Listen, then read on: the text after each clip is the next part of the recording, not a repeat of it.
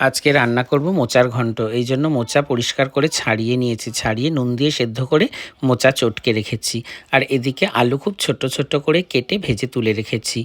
আর এদিকে ছোলার ডাল দিয়ে বড়া ভেজে রেখেছি। আর কিছুটা চিংড়ি মাছ পরিষ্কার করে ধুয়ে নিয়েছি। আর কাঁচা লঙ্কা, ধনে, জিরে খুব সুন্দর করে আদা দিয়ে মিহি করে বেটে রেখেছি। আর ফোড়নে দেওয়ার জন্য তেজপাতা, শুকনো লঙ্কা গোটা জোরে নিয়ে নিয়েছি। এদিকে আমি কড়াই বসিয়ে দিয়েছি। কড়াইটা বেশ গরম হয়ে গেছে। এখন আমি এর মধ্যে দিয়ে দিলাম সর্ষের তেল। সর্ষের তেল গরম হয়ে গেছে। এখন ফোড়নের জন্য তেজপাতা, শুকনো লঙ্কা, জিরে দিয়ে দিয়েছি। ফোড়ন থেকে সুন্দর গন্ধ বার হলে চিংড়ি মাছে নুন আর হলুদ মাখিয়ে রেখেছিলাম। নুন আর হলুদ মাখানো চিংড়ি মাছটা ভালো করে ভেজে নিচ্ছি। চিংড়ি মাছ ভাজা ভাজা হয়ে গেলে আমি এর মধ্যে বেটে রাখা মশলাটা দিয়ে দেব।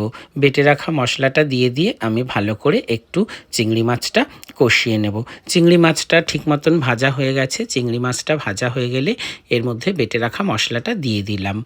মশলাটা দিয়ে আমি এর মধ্যে দিয়ে দিলাম পরিমাণ মতো নুন, দিয়ে দিলাম পরিমাণ মতন হলুদ। এবারে দিয়ে দিলাম ভেজে রাখা আলুগুলো। সব কিছু দিয়ে ভালো করে কষিয়ে নেব যখন তেল ছেড়ে আসা পর্যন্ত। তেল ছেড়ে না আসলে এর মধ্যে আমি মোচা দেব না। তেল ছেড়ে এসেছে, মশলা ভালো করে কষানো হয়ে গেছে। এবারে আমি এর মধ্যে দিয়ে দেব সেদ্ধ করে রাখা মোচাটা। সেদ্ধ করে রাখা মোচাটা ভালো করে আমি চটকে একদম মিহি করে নিয়েছি। এবারে মোচাটা দিয়ে দিলাম। মোচাটা দিয়ে খুব ভালো করে আমি মশলার সঙ্গে নাড়িয়ে চাড়িয়ে দিয়ে দিলাম পরিমাণ মতন চিনি, স্বাদ ব্যালেন্স করার জন্য।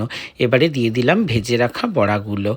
ভেজে রাখা বড়া দিয়ে চিনি দিয়ে আবার ভালো করে আমি মিশিয়ে নেব।